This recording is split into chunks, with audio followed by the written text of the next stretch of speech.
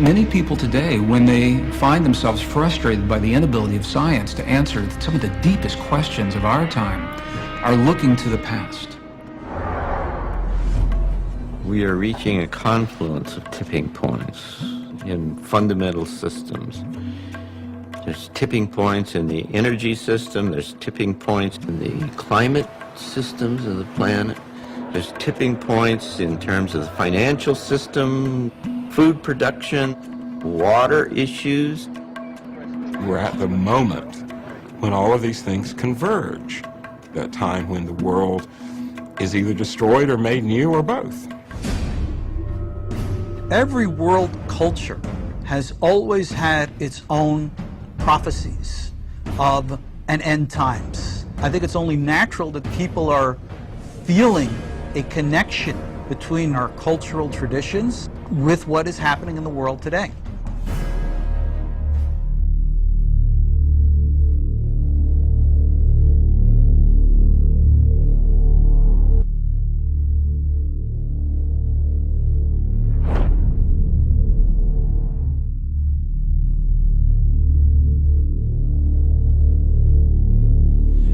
How do you deal with religious symbolism, particularly in the context of the end times, of the end times, of the end times, of the end times?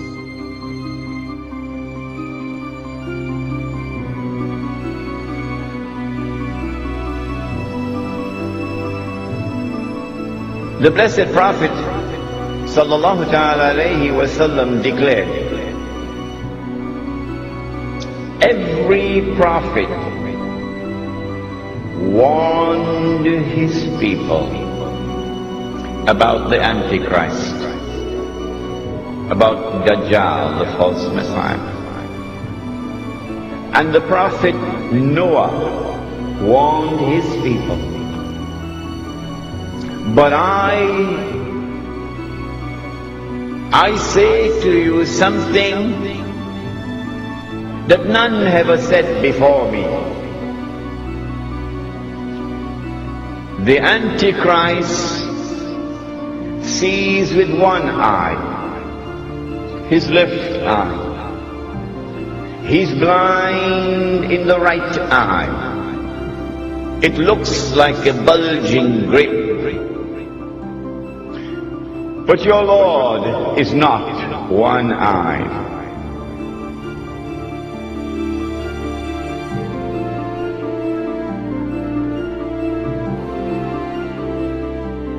Between his eyes, on his forehead, is written the word kafir, disbeliever. And every mu'min will be able to read it. A mu'min is the one who has accepted the religion, the true religion, but has not only accepted it with the lips, but the truth has entered into the heart. The one who has faith is a mu'min. And so every mu'min will be able to read and recognize this believer. Whether that mu'min is literate or illiterate.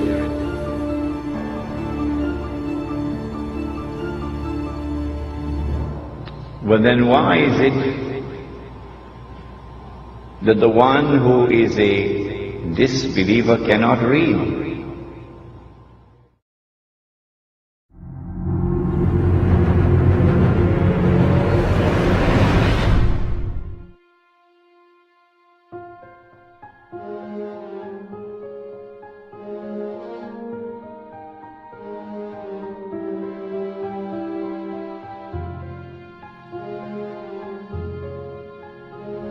The one who has faith can read.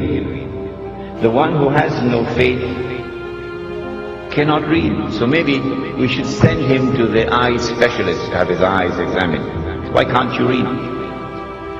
But the report comes back from the eye specialist, perfect vision, no glaucoma, no cataract. His eyes are perfect.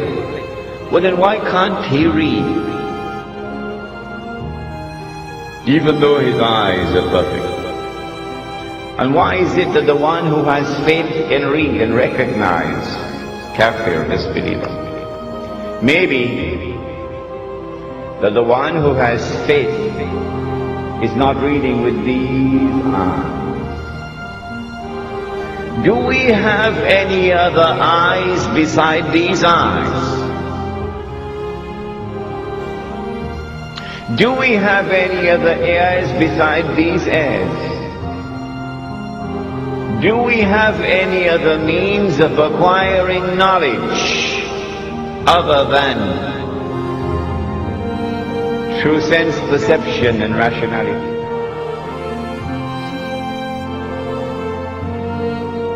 The modern godless world says no. The Quran says yes. The Quran says that the heart can see. The Quran says that the heart can hear. When faith enters into the heart, then Allah puts nur in the heart, light. And with that light, the heart can see what these eyes cannot see.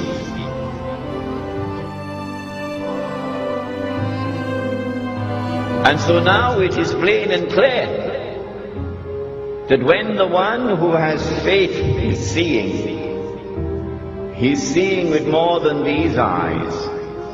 He's seeing with the heart. And so now it is also plain and clear that when Dajjal sees with the left eye, it symbolizes external vision. When Dajjal is blind in the right eye, it symbolizes internal blindness. With this introduction, we understand now that when we're dealing with the subject of the Antichrist, there is a lot of symbolism involved in it. Religious symbolism, which needs to be interpreted.